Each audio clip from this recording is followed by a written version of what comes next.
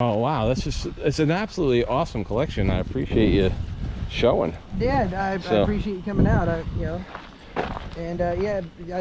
I could chew someone's ear off about cars. That's okay. That's what, that's, you guys have said you want some long versions of some of these things. I've been working on it for 25 years, just because life happens and things happen. I'm getting very close to finishing it finally. So welcome to another episode of Junkyards and Barn Finds with Sean, and I'm Sean.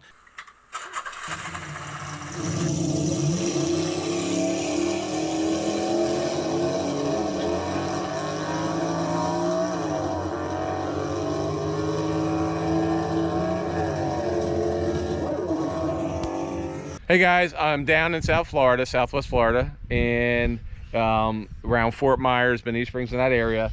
And this is probably not the Florida that you guys know if you live everywhere else. You're used to giant palm trees and stuff, but this is actually rural Florida. And I was going down this dirt road, actually looking at a piece of property, and I noticed a house that had some cars in it. Like over there, if you see, there's like an old 50s, and you guys know I'm not good on 50s, but there's like a 50s station wagon or ambulance or something, and I saw this Corvette parked here, and I said, hey, I got to stop and talk to this guy. So I pull up, and this was a week ago, and the guy was doing some yard things where they were digging stuff and all the stuff that I don't know what he's doing because I don't dig stuff.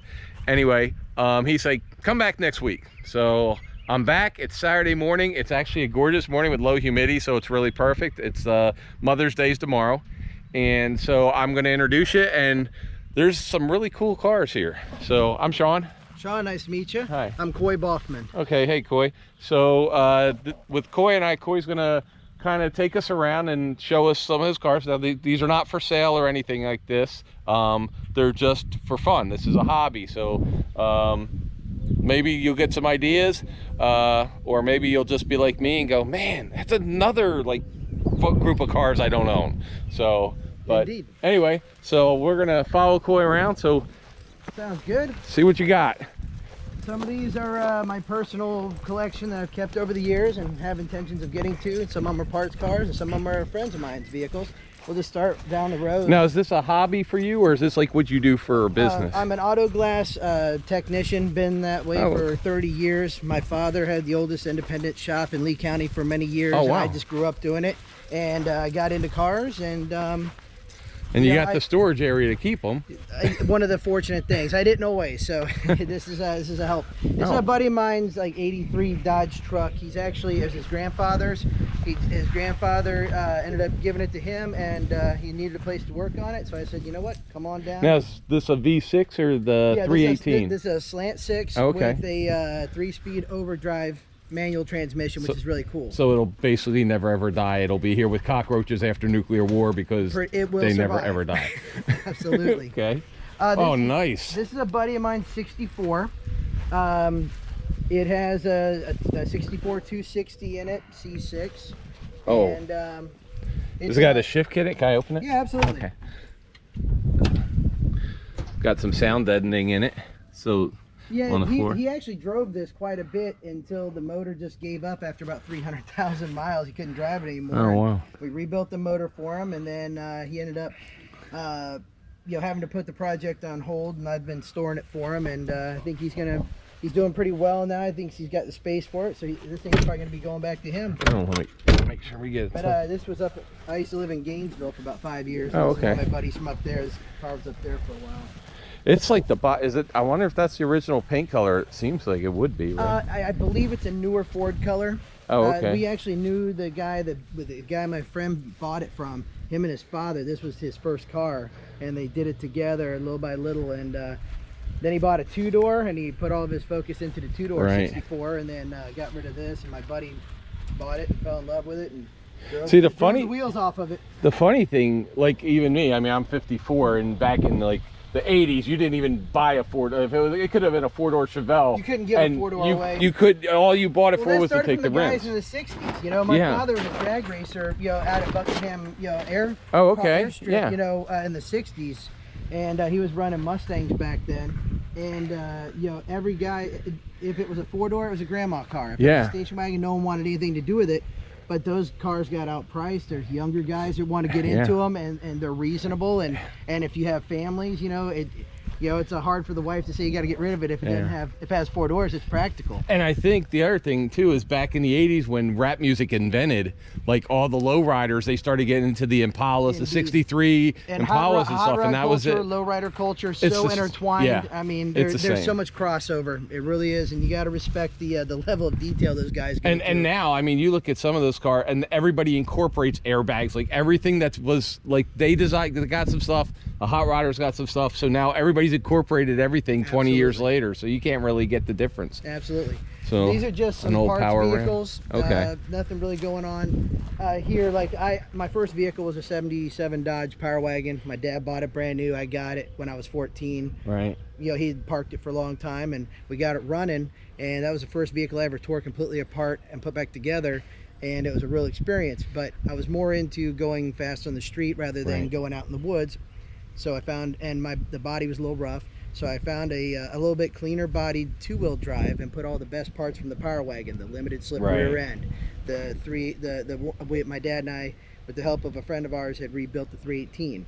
We put an 11-inch clutch in it, you know, and we made this little street truck, and that was the first vehicle that had taken apart and put back together as an amalgamation. But then as you get older, like, man, I should have kept the 4-wheel drive, so I found a parts 4-wheel drive truck. So it's a long story, but it was like a first vehicle that I definitely wanted to keep.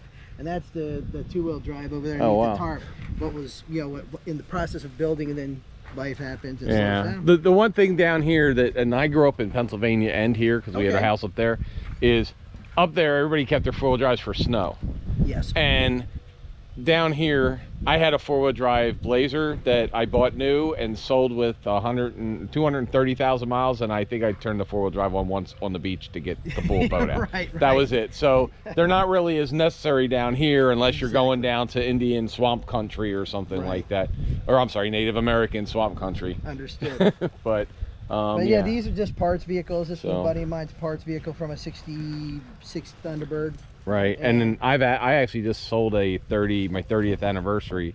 30th? Yeah, it was the 88 35th and my 35th white. I had a white on white 35th anniversary that I sold. I had a buddy of mine was getting rid of this, and I'm like, you know, I'll grab it for the suspension. I'm not really an 80s vet guy. Yeah, I couldn't drive it. I only 30,000. I respect them, but they're a pain in the butt to work on. They're uncomfortable as anything. Mine I could drive for 15 minutes before my back either hurt or went numb, and that's why there was such low miles on it. Oddly enough, my father, he was a Ford man through and through, but the only Chevys there's a handful of Chevys he'd give respect to. He wanted one of these, and he was like 6'3", 270. I'm like, you want the hardest vehicle to get into. I'm 6'2", 275, and you just can't fit in it. So another, what's a 70 Nova? 69 to 72 body style. Nova. Okay. A gentleman down in Estero. I have a bunch of my friends and I are into cars, and so we talked to other people, and they were wanting to get rid of this. This was his grandpa's car in '72. Came out of Estero, and it just kind of started falling apart. Even to the hubcaps. Yes, this car is incredibly stock. It's got air conditioning.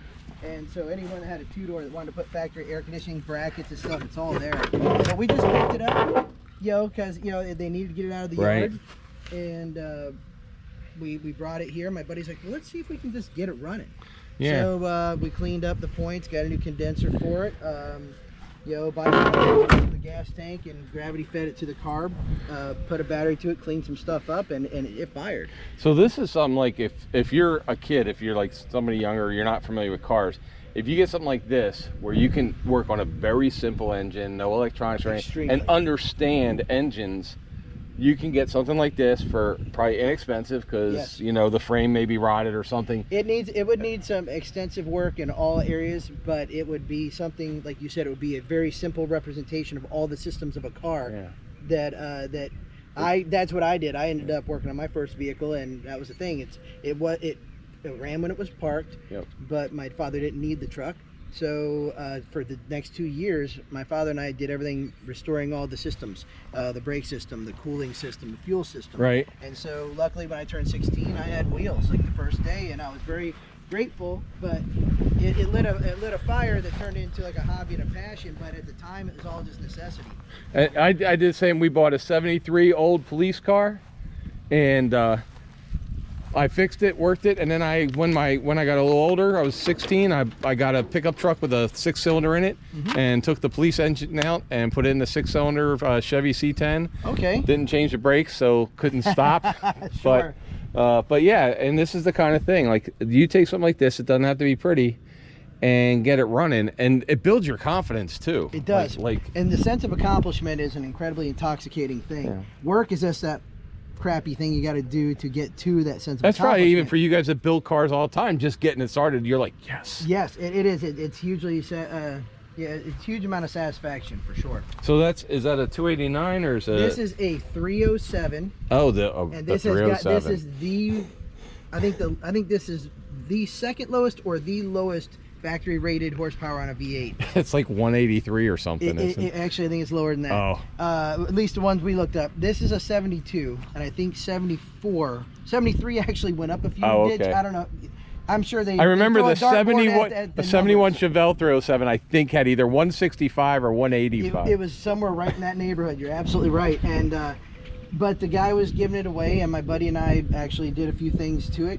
And it actually ran for a minute, so we were going to. I'm actually in the process. My wife's getting some side post conversion mounts. We're gonna put a battery in it and actually see if we can cruise around the backyard.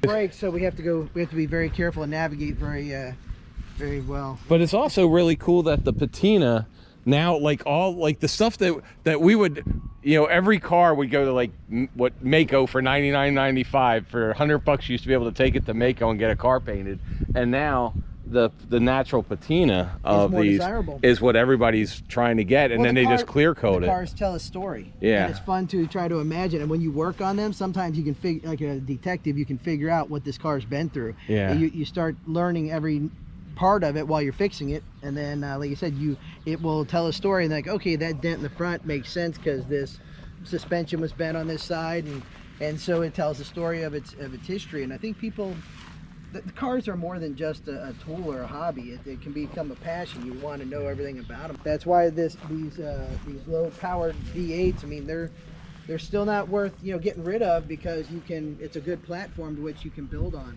Yeah, I mean, you can still bore them out and everything else. I mean, it's still a small block, but small blocks rev higher, faster a lot of times. And then what's with this is a buddy of mine's Jeep, my buddy Rob. Him and I play in a band together called the Patina Turners. We're like a rockabilly surf instrumental band, and this is his project. And it had set for a long time, and it needed a little bit of TLC to get it running. So the first order of business is we got it running. And what model is this? This is an 80 CJ7. Okay. And it's had a few owners, and a few owners have put their stamps on it. And so it's not really a CJ7. It's kind of it's an amalgamation of vehicles, but it's titled and VIN numbered as an 80 CJ7. And it's got the original motor, trans, and, most of it's all original, but it's got pieces from here and there. And a lot of times, especially with these are these rot out. The shell, not the shell, the tub. The tub, yeah, the tub on these rot out. So absolutely. And this one's got its good points and its points of areas that we need to address, but to be quite honest with you, it's a ton of fun. I've always wanted one, so when he said, hey, could you help me out with it a little bit, I said absolutely. Nice. And that's what I end up doing. I get out, I've got like my Mopars and my Fords, that's kind of my thing, right? A couple of bikes, but to be honest with you, I like other vehicles, and I didn't get a chance to work on them. Now, does this have an AMC, or is this a Mopar engine? I believe this is an AMC. Because I could be wrong on that. I'm learning about Jeeps. Because the Jeeps, it depends on which years they were. Because when AMC sold it to Dodge, oh well, this is. So she's had pieces and parts from other places. One of the things it's here for is it was a little bit of an electrical challenge. Okay. So we got a universal wire harness that we're going to install in it. We're going to solve all the problems and gremlins. We finally got it running consistently. I love this. Indeed. So it was spaghetti junction. It goes from red. I like the wires when they go from different colors. So they start yellow and then they end up blue. It's like, oh, So just a rainbow. So it is, and we got it running. We figured it out what was here, but then we realized this is going to cause more problems later. So we just decided to start from scratch. So number one, this is just one of those things that I learned a long time ago. If you're doing any wiring, I don't care if it's a new stereo, I don't care if what it is, fog lights. This here, when you go from black to yellow, probably not the best idea. No, because if the guy doesn't see the black and he thinks the yellow is something else, then there could be problems. Yeah, you get hair your hair goes from here to here really quickly. Indeed.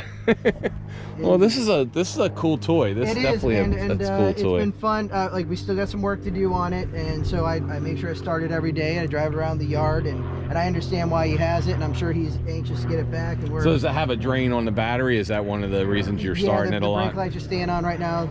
The brake light switch, the retaining bolt, it kind of came out, so it was just sitting there with them on all the time. So I haven't addressed that yet. Right. So when I come out here, I start it up, and it's been doing really well. Oh, okay.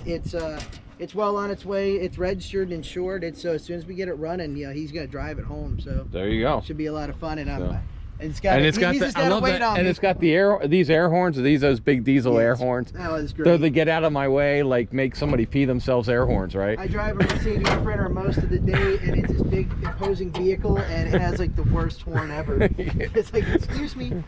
It's amazing. That horn's cool. So that horn lets them know.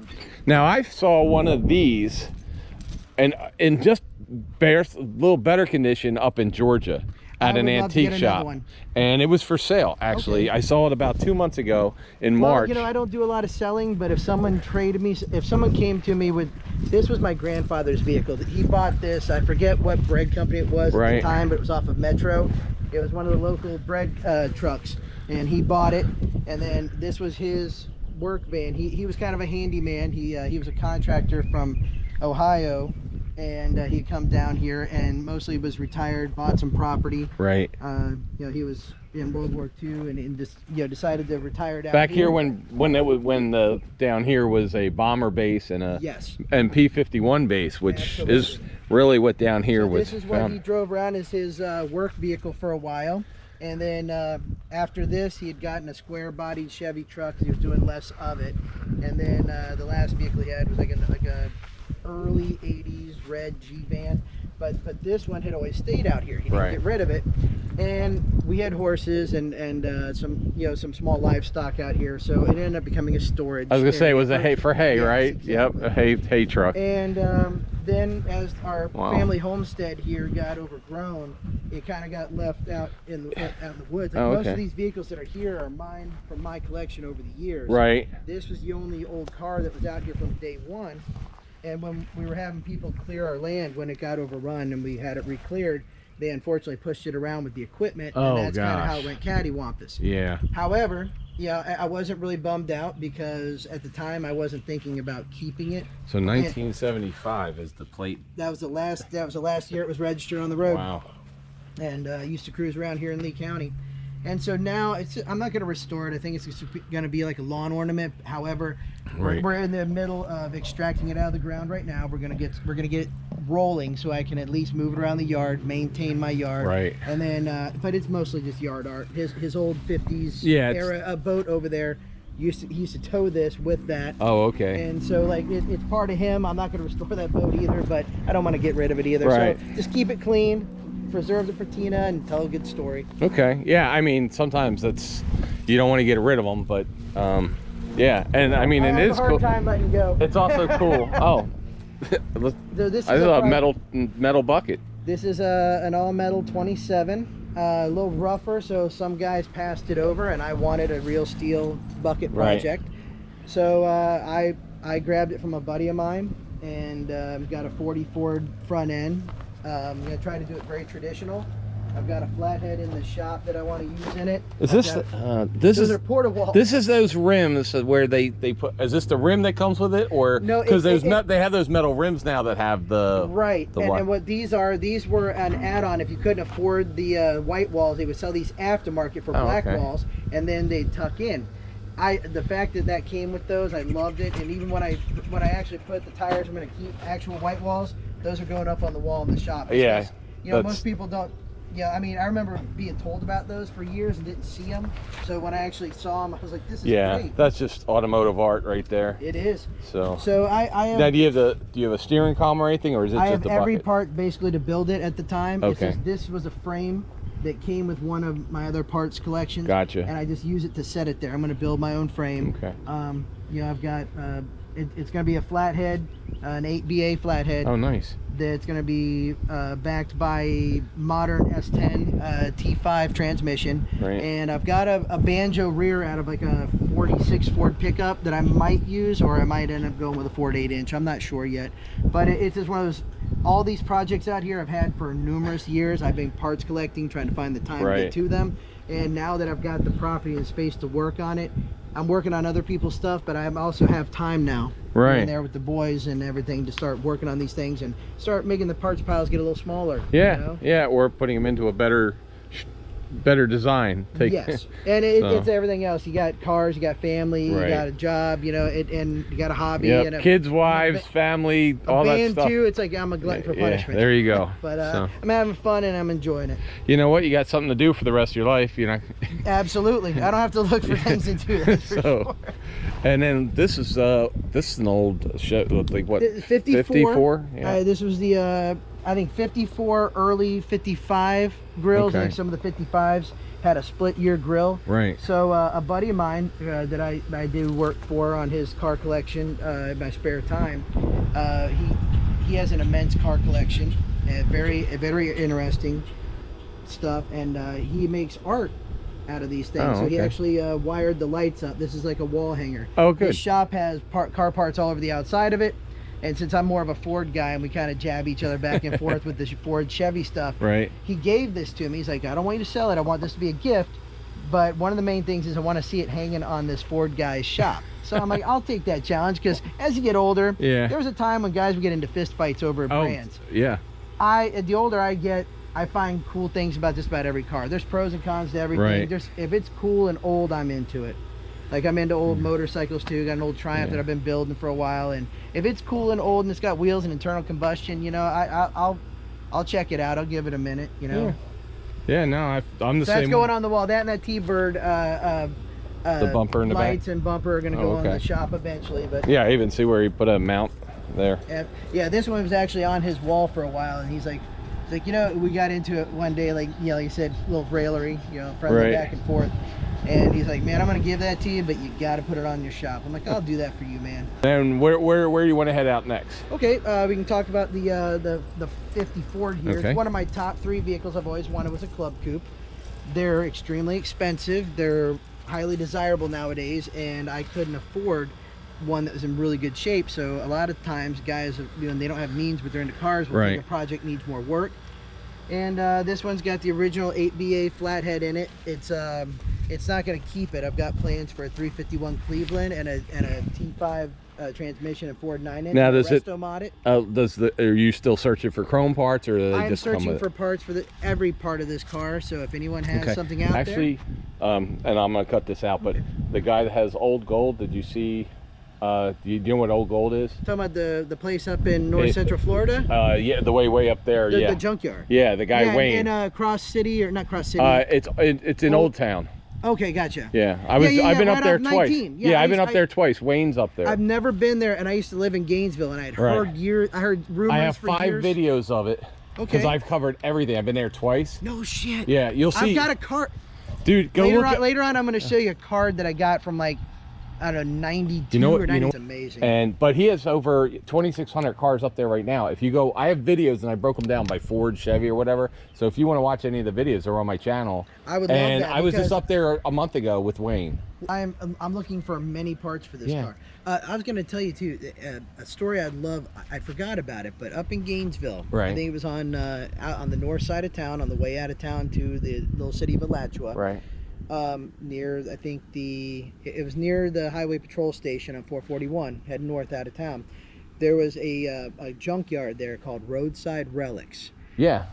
Do you know of the place? I have it on my list to go in this summer. Years ago, that place was abandoned. There was a U-Pull-It junkyard right behind it for modern vehicles. Right. And when I was up there in Gainesville going to school, I was driving that Dodge truck. I finally put it together. I never painted it, but I had it all apart, had the drivetrain right, frame was right, body was still looking terrible, but I put it back together because I needed it and was driving it every day. And so I went out there and I found a bed for my truck, because these old 70s era Dodge trucks, this is not Dodge country down here. There's not a lot of parts here, and they're expensive when you find them.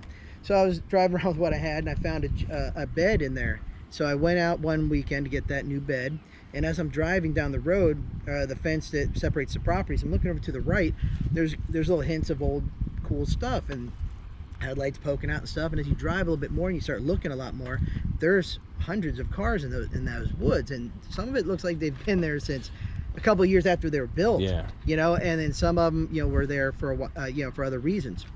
So we realized that the building on the major road just south of it was, I think, 53rd Avenue or Street, something along those lines.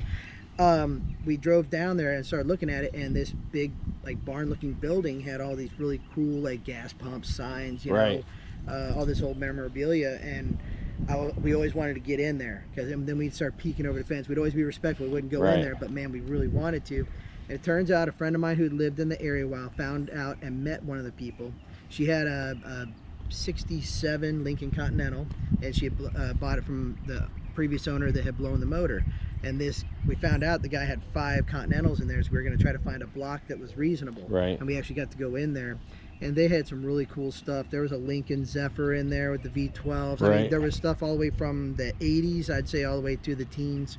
Yeah. And just scattered, no organization. Some of them had trees growing through them. Some of them were beyond repair. Somebody put it on the internet, so my plan was to go up there. It was incredible. If it's still there. But I would love to know more about it, you know, because I don't have time. You know, there's a million things I like to research, and you don't have time. Yeah, the thing that really is hard. It was a cool place. The thing that's hard doing what I'm doing is, even if you remember, like, you've lived here forever, so right over near the Waffle House on 80, if you turned up there and you turned to the left, and that used to be a junkyard. Yeah, it was Burkett's. Yeah, and now they cleared the land, and now it's like a, I don't know, whatever, trailer, upscale, mobile home park. And I was like, man, the stuff that, number one, I wonder if the people that are buying it know it was, there's probably, I mean, you probably go with a metal detector and that thing just goes off everywhere. If you watch any of my videos, the first thing I tell people, if you go to a junkyard, go all the way to the back corner. Yep. Because they're either going to have all their good stuff that's going to be right up front, or it's going to be in the back far corner. Yep. So, because they know that way people don't mess with it who aren't looking for it. Yeah, we had a blast just looking through there. We're going to round back to this. So, what does that say? 1969. Iowa Army ammunition dump. Let me make sure we're still going. Yeah. So 1969 Iowa Army ammunition dump. So that's a Department of Defense sticker. So this car's Iowa car. I believe it may be. I did not look that far into it. I had made a trade with a local car collector for this car. I was doing some work for him, and then I had some parts he wanted, and I always wanted one of these cars, so I got it. It was in pretty much the shape that you see it now. Right. I just figured I needed to grab one and hold on to them because they're getting harder to come by. At one time this car ran, but his barn went through Hurricane Charlie, tore the roof off, and it rained in the motor. I didn't know that. He didn't know that. And so the motor's locked up, but I think I could get it loose. But the plan for this vehicle is 351 Cleveland up front. It's going to have a T5 5-speed in it, and we're going to do a Ford 9-inch out back. And we're going to leave everything else, the interior and the exterior, completely stock. And it's got, I mean, you have the basics. You have what you need. The large majority of the main stuff I need is here. There's some stuff that we need to fix. There's some sins that were created on it and with good intentions a long time ago that we're going to undo. But at least I have the car. This is one of my top 3. And you don't, like I said, people are proud of them. So this one's mine, and I'm going to just take the time. Find any lead filler in it yet? Not yet. Not yet. Because back in the day, of course, you never know. We got to get a little see what those seams are doing there. But and then this was. And then this is your. This was the vehicle, the first vehicle that I'd ever torn apart and put back together. Gotcha. Pieces of my first vehicle. It's a '77 Dodge pickup, and it's an amalgamation of parts of a bunch of different '70s trucks. But it was it's got a 318 in it. It's apart right now, and It has a 3-speed manual, floor shift, 11-inch clutch. It's got a 9 1/4 Mopar rear, limited slip, Right. with 410 gears. Not a highway cruiser, but I was driving this as a daily driver for many years before it finally gave up the ghost. Well, you know though. And what it was, it my dad's truck. The reason I shouldn't have parted it out and turned it into a 2-wheel drive was because of the fact that it was a 77 Dodge Power Wagon. It was one of the Dodge had a series of 4-wheel drives and recreational vehicles called the Adult Toys series. Okay. And the Power Wagon amongst those were called the Macho Power Wagons. And it was a silver and black two-tone. This is the original door from it. Okay. It was a silver and black two-tone with orange stripes going down the side, black hood, black roof. And it was a really cool truck. And it was all-time 4-wheel drive. It was a half-ton, but had a 4-speed manual in it. Right. 205 chain-driven transfer case, and it had a winch on it. Oh, I don't know if I even want to open it. There we go. It had the upgraded interior, like the little red expresses and the Warlocks. Oh, okay. So they were factory buckets, factory tack. Oh, even the, yeah. So I took all the best parts of everything and put it in this truck. It was like my first attempt at building a vehicle, and still very near and dear to my heart. And I'm gonna get to her soon. I've got a lot of extra parts in storage, and we're gonna try to bring her back to her former glory. Well, she was never all the way there, Right. but it ran like a dream. It sounded great. Used to get pulled over by cops just so I could see under the hood, and it was. So how many times when you look at it, it's like some memory of like being a kid? Like every time you look at it, you're like, oh, I remember this. From the time I was, that I can remember. My dad bought it the year I was born, and just kind of like I said, I grew up in it, and it was my first vehicle, and that was the first vehicle I rebuilt. I actually did my first drag racing in this up at Gainesville Raceway. I did some test and tune nights, up there on Thursday nights, and actually got this thing in the high 13s. Wow. Believe it or not, I drove it there and drove it every day. So it was. I got the time slip somewhere. I've got to dig it up. It's one of these things where if the kids nowadays, like they're looking at whatever car they buy now, and who knows what they're going to be in the future, but we know they're not going to be gas powered cars in the future. Sure. And so the car that they're buying now, which might be like a 2000, and I'm 54, so I graduated 84, so a 70 was about the same as them getting a 2001 or 2. That's going to be that car down the road. Absolutely. And you just the value of the memories and everything that's there working with your kids on it, or just having your kids being able to see it. It's more than just a car. Is worth keeping if you can. I completely agree. Completely agree. But yeah, so this one is probably the last one to go if all of them had to go. Right. But this one's one of my personals. The T-Bucket's my personal. The 50 Ford Club Coupe is my personal. Yeah. All the others are parts cars or friends cars or something like that. And the station wagon. What is the station wagon up front? The station wagon is a 1953 Pontiac Chieftain wagon. Okay. Can we go take a look at that? Absolutely, we can. Okay. That's a great story too. My wife, when I first got married, I told her, I said, look, I spend a lot of money on tools and cars. I don't really go out running around with the guys much, but the one thing I do put money into is tools and cars, and if you're cool with that, our marriage will probably work out. She agreed. She wasn't sure to what degree that was going to happen, but she's been very, very great with it.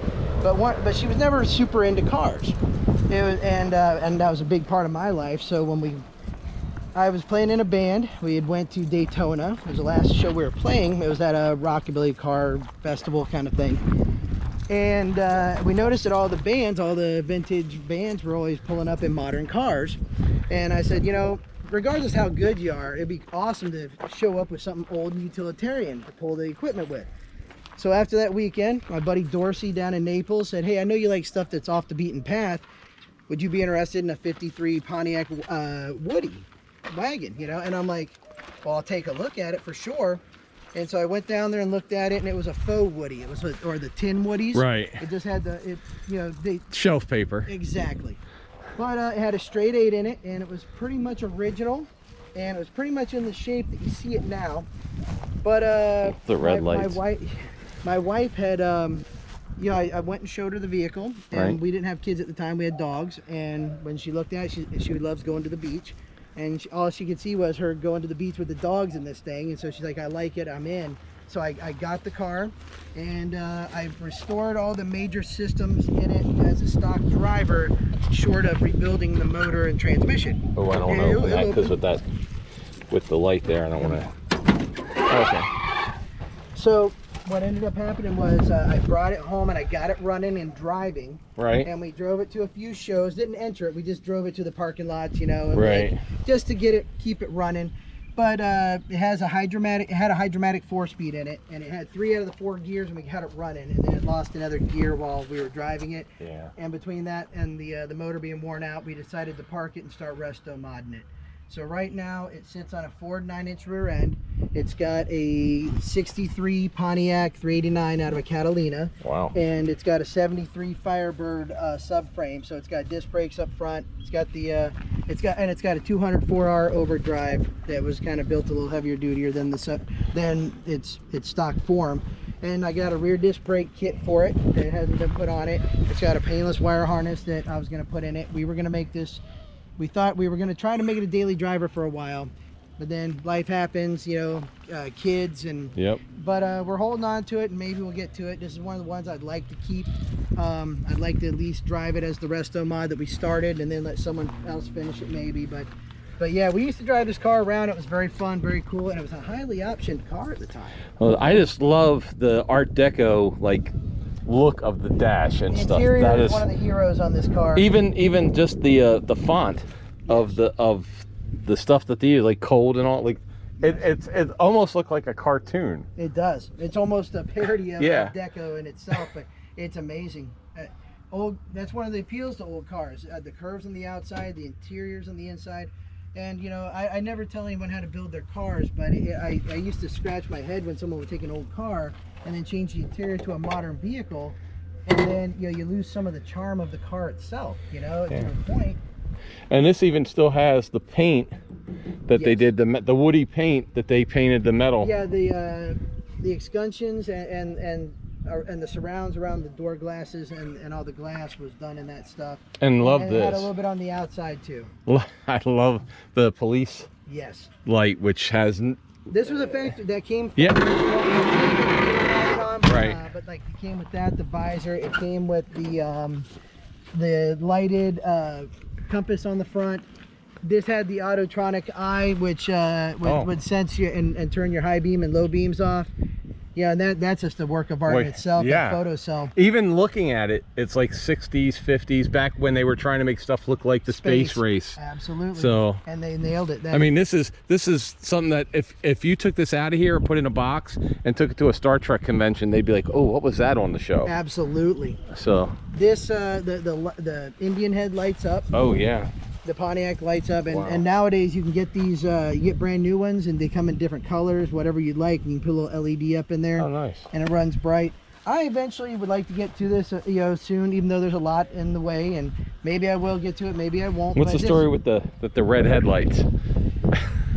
For Halloween, we take a lot of the projects and we set up a little scene in the front yard. Oh, okay. And we use the cars because a lot of them have a patina to them, or they kind of look like zombified cars. Gotcha. So I was at a yard sale, and a guy had these old red halogen lights out of an old 60s school bus.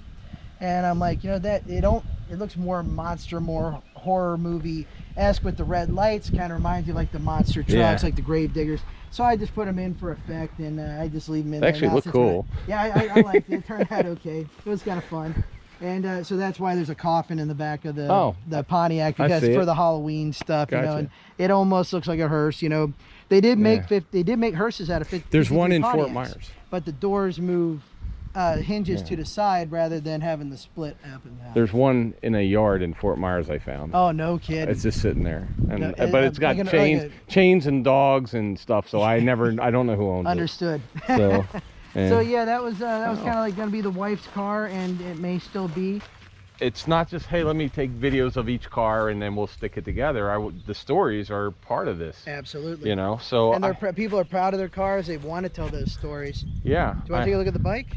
Oh, I didn't even know we have some more. So let's go check that out. So there's stuff evidently inside.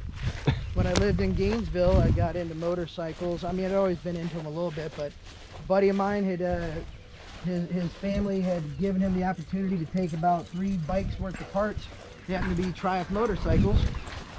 And so it kind of sparked my interest in them. They were cheaper than Harleys at the time. You're almost giving them away. So I picked them up, like, what's the next coolest thing next to a American V Twin? Right. And Triumphs were pretty cool. So I ended up putting it. Oh, so we get to come into the cave with the drums and a bike and a giant bass. So this is what started out life as a 72 Bonneville. I bought it up in Gainesville, or near that area around Ocala. I love the mic. And I've been working on it for 25 years, just because life happens and things happen. I'm getting very close to finishing it finally. Wow, and what type of engine does it have? It's a 72 Bonneville is what it started out life with, and then a buddy of mine that did metal fabrication here in town for many years, he had built the frame for me. Moon's Custom Cycles. He's no longer here, but yeah, he's out in California now, but he built the frame before he left. And then I've had some friends who did fabrication. I'm more of a wrench turner. Right. Like, yeah, I like doing the. And you went with the chain drive instead of a belt drive. Right, absolutely. I like traditional. I'm a huge fan of hot rod 50s culture. I like traditional stuff. I'm not opposed to upgrading where it's necessary, right. You know, and I respect all builds, but I'll be honest with you, I like stuff that's a little bit, I like to see the mechanism, I like to see the old school stuff, and yeah, and it's taken me 25 years to put this thing together, and I'm getting real close, so. That's got to be fun when it's getting close. Yep, I just buttoned up the oil system today. We've had it running for a short period of time. It did fire and it sounded good, but I had to put a filtration system in the oil system and change some stuff. But yeah, this one started out life 25 years ago with me, and then, like I said, I'm hoping that there's a big car show rockabilly event called Rockabilly Q out at the Seminole Casino. Oh, okay. They did it 2 years ago, and it was a huge success. Many modern rockabilly bands, and it had a big car show out there. It was a good time. And, they had a burlesque show out there with girls. Oh wow! But they kept it family friendly. There was a pinup, and there was a pinup contest, I believe, what it was, with girls that do burlesque as well. And so it was a great success. They were going to do it again. They do it in February, and then COVID happened, so it's been off for a year. Well, this February, they're doing it again, and I'm going to try to go out there and ride out there and enter the. I used to do the Mustang. I've had Mustangs and I've had Corvettes, and they always had the Mustang versus Corvette show out there. Absolutely. And I've been on both sides. So and dogs in both them fights. Yeah, but it was more of a, you know, you get out there and you get the guys that they win every prize, so it's more of a fun. The nice thing with the casino, they gave you extra money to go gambling with, right. And they do make it a great time. They have live bands. They brought the guy who had a good venue for it too. Yeah. It's a little bit of a cruise, but not too far. And you know, this thing is not meant for highway driving, so it'd be a cool little cruise out there, to do that with. And the forks are not raked so much that it's uncomfortable or unsafe. Exactly. This is more of a cruiser. This is more of like an old school bar hopper thing. I'm more into like 50s hot rod culture than the 60s, 70s right. chopper thing. I mean, I dig that. I have a lot of friends that are into that, and those bikes are amazing, but you got to be dedicated to ride those things, and you put a little bit of personality in that. Try to, you know, I like the fend of the. I love the way those. This old is like a Sure 1950s, yeah. So it's an old it's an actual modern Sure 55 housing, right? And the company that makes them, you know, puts LEDs in them and makes taillights out of them. And I like the finned aluminum look because it goes with like the fin heads. Yeah, I mean, it's in the gray color, and even the seat has, the you know, Diner vinyl. It's Diner vinyl, but it almost has like the chrome in it. Yes. that ties in with everything, the black with the handlebars, everything. So it really does tie in and look nice. Looks together. Yeah, I've been working on it a long time. I'm pretty proud of it. I've had some friends help me out over the years, and they've been real. I mean, it's been like a running joke with this bike and me. So like, they're really trying to drag me over the finish line, and I appreciate all the motivation because it's finally getting there. But yeah, like, you know, I'm more into hot rods and bikes, but I do love bikes and everything. And so like, I had to put the Moon Eyes, like that's a Moon Eyes spun tank for the oil tank. You got a Moon Eyes, you know, oil pressure gauge down there. Just, you know, try to give the little hot rod, you know, mix it together. I mean, it's internal combustion, man. Everyone likes internal combustion. And they're nice and loud. Indeed. So, yeah. And like, we just got done rebuilding that FE big block for that 73 Ford out there. It's a buddy of mine's truck. Right. You know, and And it was all original, like the motor never been apart, but it was tired. Yeah, I noticed. I'm not going to do a There's a lot view. here, but there's a lot of stuff in here, guys. This is an amalgamation of stuff that you. And there's collect. some stuff that up here, what are the Pontiac taillights out of something? There's 59 Bel Air. That was taillights out of my ex-girlfriend's car that we used to drive. You know, it was.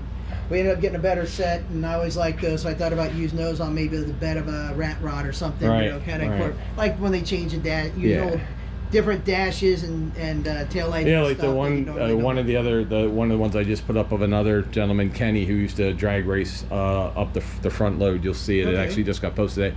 But he used to be a front engine drag racer, and in his hot rod, he took the hood of a 50s pickup truck and cut it in half and made that the dashboard of his 35. So see, I love that when it works. Like I've seen attempts, swings and misses on that stuff, but when it works, you gotta love it. And I looked at it, I thought it was actually stock because it's. Would you like a water or anything? No, I'm good. I'm good. So, but anyway, so, well,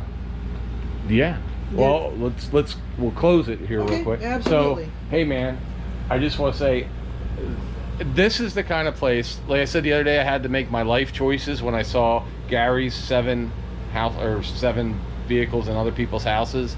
This is another one when I walk away and go, oh my God, I should have kept all my cars. Because there's some guys that are lucky and have the forethought to do that. And this is what every one of us want as a man cave, as an auto enthusiast, to just have this stuff around. So I really appreciate it.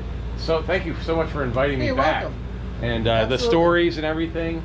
I hope you guys enjoy the stories behind this stuff, because if you just want to go and look at cars, go to a car show, but the channel's more about the stories.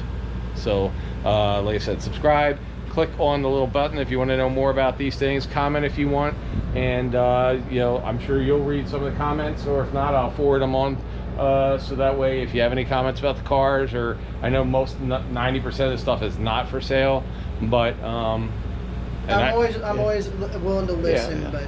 If you have a sad story, there may be some. I think there's a couple cars here that will never leave, but if you